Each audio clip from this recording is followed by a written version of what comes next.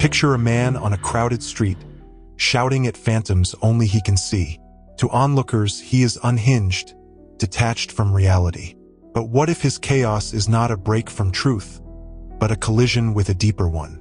Sigmund Freud, the father of psychoanalysis, once called the madman a dreamer awake, a phrase that cracks open a window into the labyrinth of human behavior. To grasp Freud's meaning, we must venture into his map of the mind, where madness and dreaming are not opposites, but mirrors.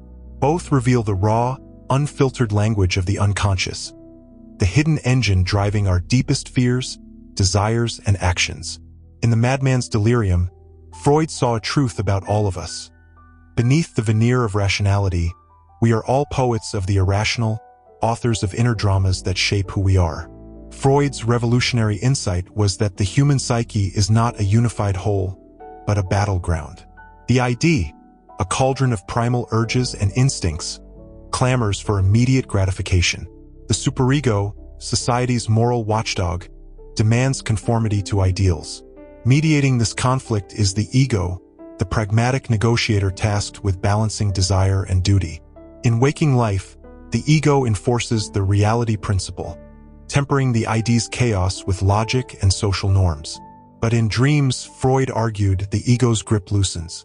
The ID hijacks the mind, weaving forbidden wishes into surreal narratives. A lover reappears.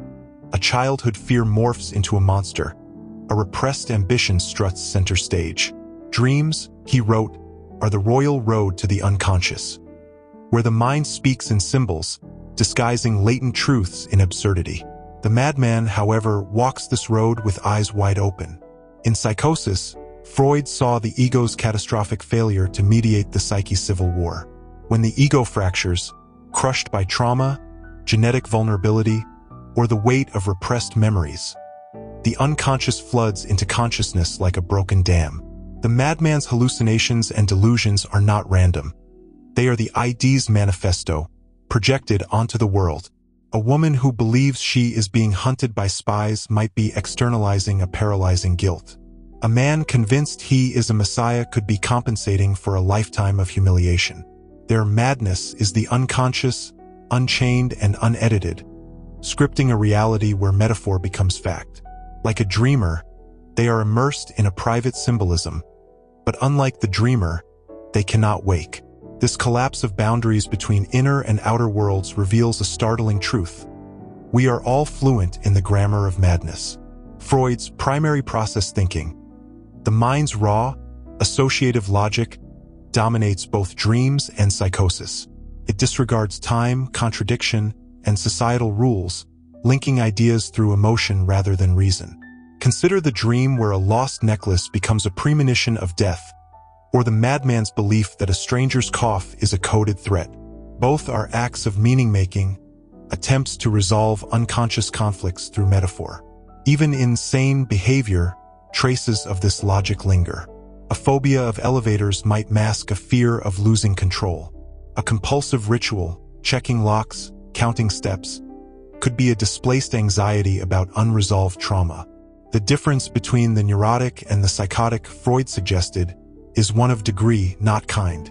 The neurotic builds a life around avoiding the unconscious. The psychotic is drowned by it.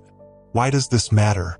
Because Freud's framework reframes madness not as a defect, but as a distorted reflection of universal human struggles. Take the case of paranoia. Freud viewed it as a defense mechanism, a way to convert unbearable self-criticism from the superego into the illusion of persecution. A man who believes his coworkers plot against him might be externalizing his own self-loathing, transforming inner shame into outer danger.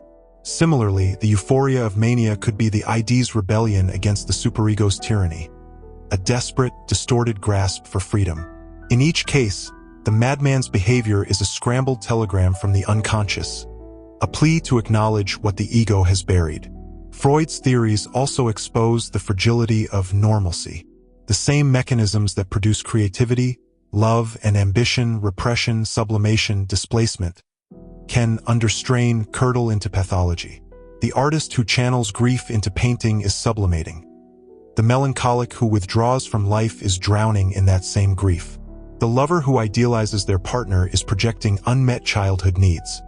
The stalker who fixates on a stranger is that same projection, twisted by obsession.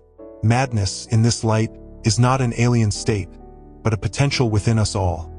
A reminder that the line between genius and delusion, passion and mania, is perilously thin. Yet Freud's vision is not bleak. By decoding the unconscious, he offered a path to reconciliation. Psychoanalysis aims to bring the repressed to light, to integrate the ID's whispers into the ego's narrative. For the madman, this might mean antipsychotics and therapy to rebuild the ego's defenses. For the rest of us, it means confronting the shadows we ignore, the envy we dismiss as petty, the rage we numb with routine, the grief we mask with productivity.